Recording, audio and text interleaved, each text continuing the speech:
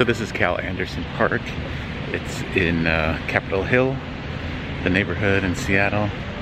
And the weather, I keep talking about it, but it's fantastic.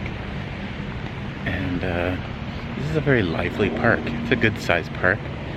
And it's got a big fountain and reflection pool, play lot, big open green spaces. It's got a skate park and soccer fields and other stuff. Baseball field, baseball diamond, and yeah, it's a nice park, and it's nice to see Seattleites out enjoying the weather. I know they don't get a whole lot of weather like this, so they are out in force and soaking up every bit of sun. Don't blame them.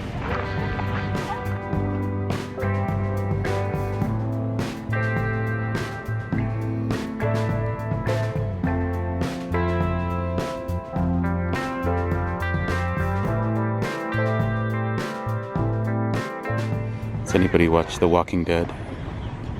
Is this Morgan?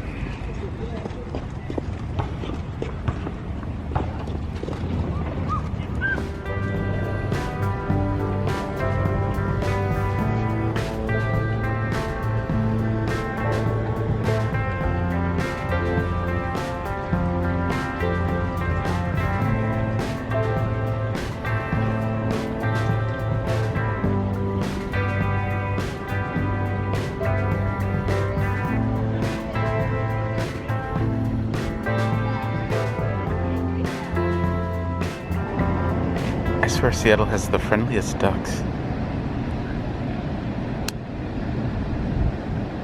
The ducks don't come right up to you in Chicago, I'm telling you.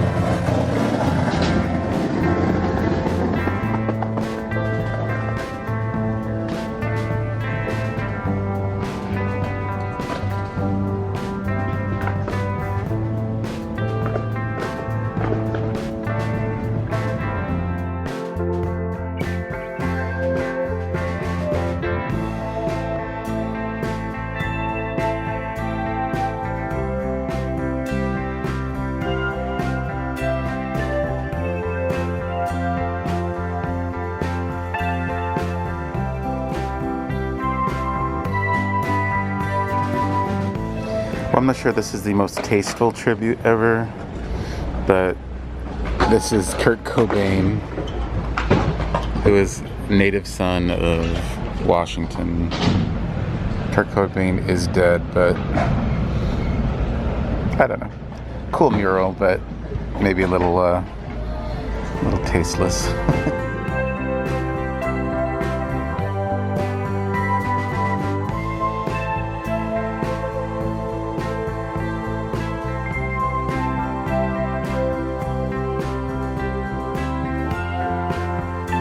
Right behind me you can see Jimi Hendrix. He's just hanging out here on the street in Capitol Hill. Yeah. He's a beloved son of Seattle and a genius of the electric guitar.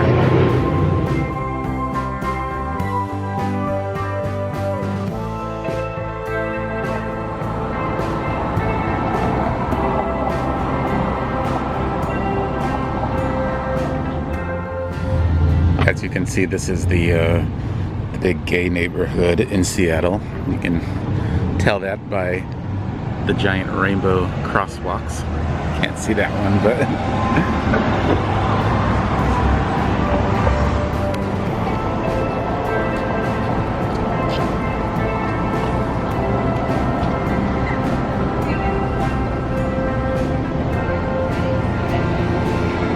you know, one thing I see a lot here in Seattle so far are men wearing kilts, which I know that's a thing. That's been a thing for a long time, but I see a lot of men wearing dresses here. And not like they're doing drag or anything like that. It's just like a fashion choice to be a man in a dress, which is cool, whatever. Just something that I haven't seen in Chicago. Maybe it's a West Coast thing, I'm not sure.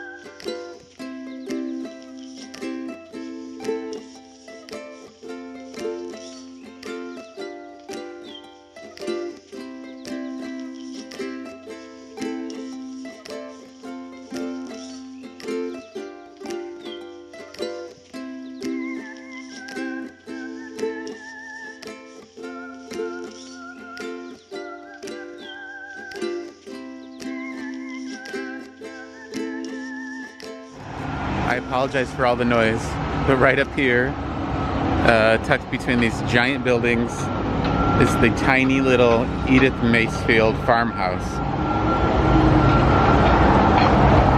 Edith Masefield was a stubborn Washingtonian that was quoted to say that she doesn't need money, she doesn't care about money.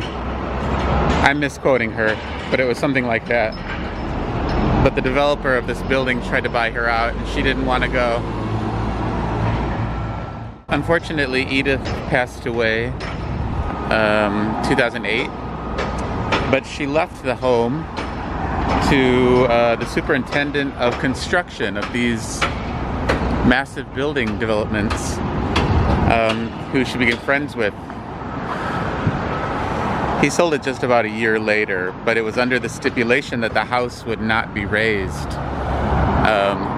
He sold it to a real estate developer who agreed not to demolish the building, and so it still stands today. So it looks like they've taken the siding off of the building and maybe they're redoing the walls, which is what I hope is going on.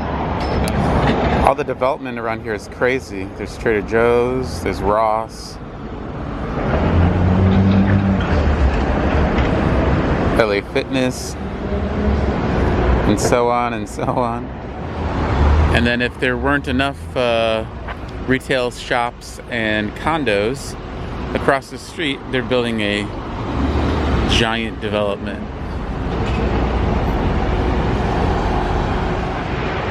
So when you ask a local about Edith Masefield's house, they would say that it was the inspiration for Pixar's movie Up, which is a story of an old man who refuses to sell his home and is surrounded by skyscrapers, and then decides to attach hundreds of helium balloons to it to get it the heck out of there. Occasionally, if you walk by this house, there will be helium balloons tied up to the fence. Not today, but that's cute.